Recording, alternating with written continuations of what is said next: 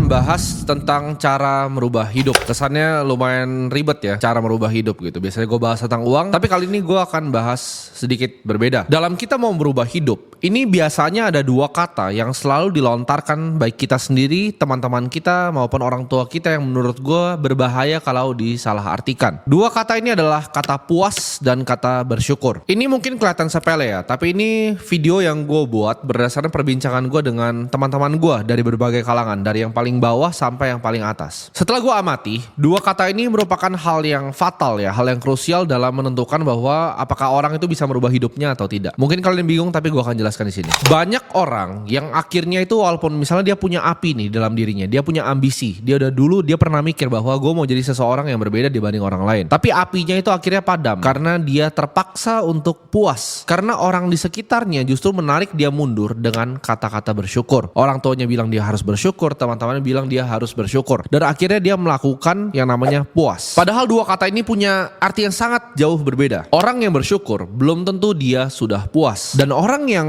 sudah puas belum tentu bisa bersyukur. Kepuasan itu adalah suatu kondisi di mana lo akhirnya dapetin hal yang lo mau. Contohnya misalnya waktu itu lo naik motor, lo mimpi untuk bisa naik Avanza, lo dapet Avanza, lu puas gitu kan. Nah tapi puas ini gak pernah ada habisnya karena lu pasti akan mau yang lebih, mau yang lebih, mau yang lebih terus. Sedangkan kondisi bersyukur itu adalah kondisi di mana lu udah bersyukur atas apa yang udah dikasih ke lu. Ini contoh ya, maksud gua gabungan antara kata puas dan bersyukur yang biasanya teman-teman kita atau bahkan orang tua kita sendiri lakukan. Misalnya kalian dulu naik motor, kalian bekerja keras ya, kalian punya mimpi, kalian ada apinya tadi, sampai di tahap kalian misalnya naik mobil Avanza. Ya ini bisa disamakan dengan gaji atau yang apa, tapi gue paling simple untuk jelasin ke kalian pakai mobil. Kalian udah naik Avanza nih, ya kan? Lalu kalian bermimpi lagi, oke, gue next kayaknya pengen nih, enak kalau misalnya ini gue gak naik Avanza lagi, gue mau kerja keras banget untuk gue bisa naik Alphard. Tapi gitu kalian cerita seperti itu ke teman-teman kalian, yang mungkin levelnya itu sekarang di bawah kalian. Jadi mungkin gini, kalian tadinya naik motor rame-rame, sekarang kalian udah naik Avanza ya. Teman kalian misalnya masih naik motor atau bahkan belum bisa beli mobil, masih nge-grab. Sedangkan kalian punya mimpi, oke, sekarang gue udah mulai lebih dapat duit nih, gue mau misalnya naik Alphard. Teman kalian tuh pasti akan bilang seperti ini, lu justru harus bersyukur bro, karena lu udah naik Avanza, kenapa harus Alphard? Kan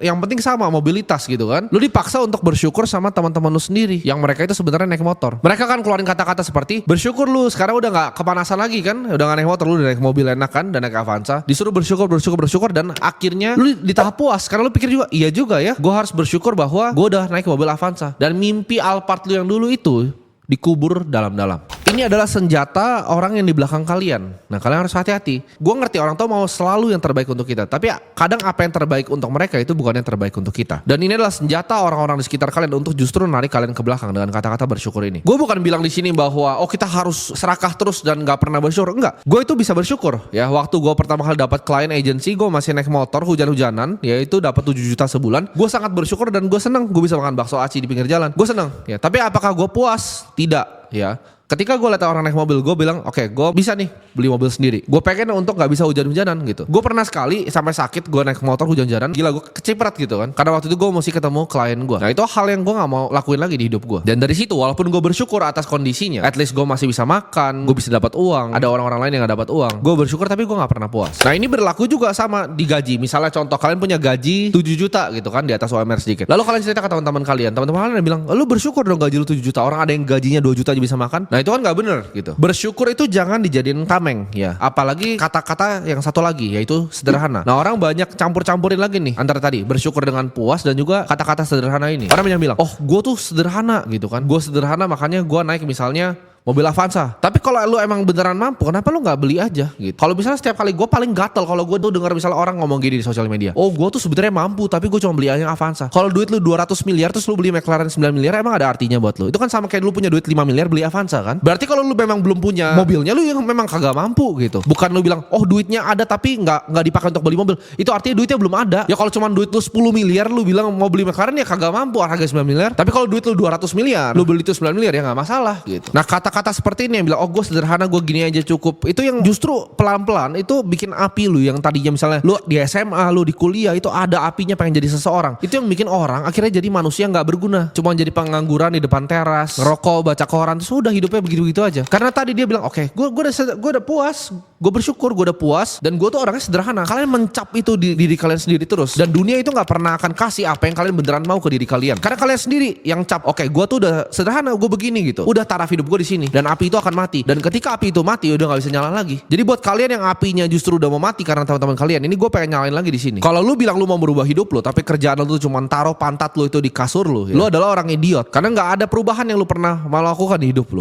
Mungkin kalian bilang kayak gini, tapi gue udah coba kok. Gue udah coba untuk bikin bisnis, gue udah coba untuk trading, gue coba untuk lakuin hal-hal ini, gue udah coba untuk belajar ini, tapi kenapa gagal semua? Ya udah deh, akhirnya karena gue tadinya kerja nih, gue coba cari side hustle, gue coba tapi gagal semua. Ya udah, jadi gue bersyukur kok dengan apa yang gue udah kasih, dengan gaji UMR gue ini gue bersyukur. Itu lo orang idiot, gue bilang sekali lagi, ya. Kalian mungkin bisa ngomong gue orang yang sombong ya, sombong, arogan, terserah kalian. Tapi gue orang yang gak pernah nyerah. Gue bukan quitter. Lu bisa ngomongin gue apapun kecuali gue quitter. Begitu gue taruh otak gue di suatu hal, gue make sure seumur hidup gue gak akan pernah menyerah sampai gue bisa mendapatkan hal itu. Tapi susah kok ini trading gini, tapi susah, gak ngerti ini apaan, gak ngerti ini itu. Bisnisnya susah, gue ditipu. Ya memang susah, semua di hidup ini memang susah. Terserah lu mau jadi orang yang mana. Kalau memang gampang ya semua orang juga bisa kali. Di saat kalian punya titik ketakutan ya untuk melompat, itu justru saatnya kalian berani untuk melompat. Ini gue kasih tahu rahasianya ya. Ini terkesan simpel, tapi di saat kalian mau melakukan suatu hal nih, kalian mau melakukan perubahan, kalian ngerasain ketakutan yang luar biasa, itu justru titik kalian harus melompat ya. Begitu kalian paling takut, itu titik kalian harus melompat. Kenapa? Kalau kalian nggak melompat, di saat kalian paling punya titik ketakutan itu, apakah bisa ini, apakah bisa itu, nanti gimana ini,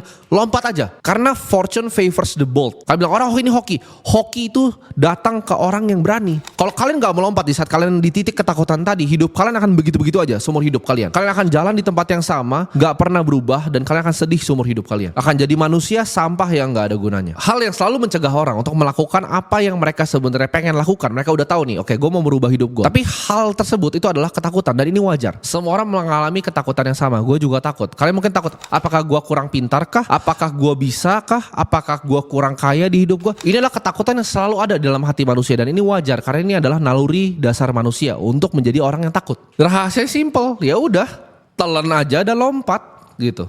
Telan dan lompat. Semua orang di hidupnya itu selalu sebenarnya punya target ya. Entah mereka mau pensiunin orang tuanya, mereka mau bikin nyokapnya itu nggak usah kerja lagi, entah mereka mau grow bisnisnya, entah mereka mau grow portofolionya. Semua orang tuh punya target. Tapi kalau kalian punya target tapi nggak ada perubahan di hidup kalian, gimana caranya kalian bisa nyampe ke targetnya? Kalau kalian mau hasil yang berbeda di dunia ini, make sure kalian melakukan hal yang berbeda. Hasil yang berbeda itu datang dari action yang berbeda. Masa lu ngomongnya mau pensiunin nyokap lu ngomongnya mau grow bisnis lu, mau kembangin portofolio lu, tapi setiap hari lu kerjanya tuh rebahan di kasur. Gimana caranya? Ya, mau hasil berbeda tapi kelakuannya sama nih. Mau hasil berbeda ya kelakuannya berbeda juga dong. Minta hasil baru dengan action yang kalian lakuin dulu, itu adalah kebodohan. Ini mungkin hal terakhir yang gue pengen tanyain ke kalian. Kalian pikir baik-baik, apa hal yang kalian lakukan di hidup kalian yang bisa bikin bangga diri kalian sendiri? Kalau jawabannya nggak ada, berarti harus ada hal yang kalian ubah dari dalam hidup kalian.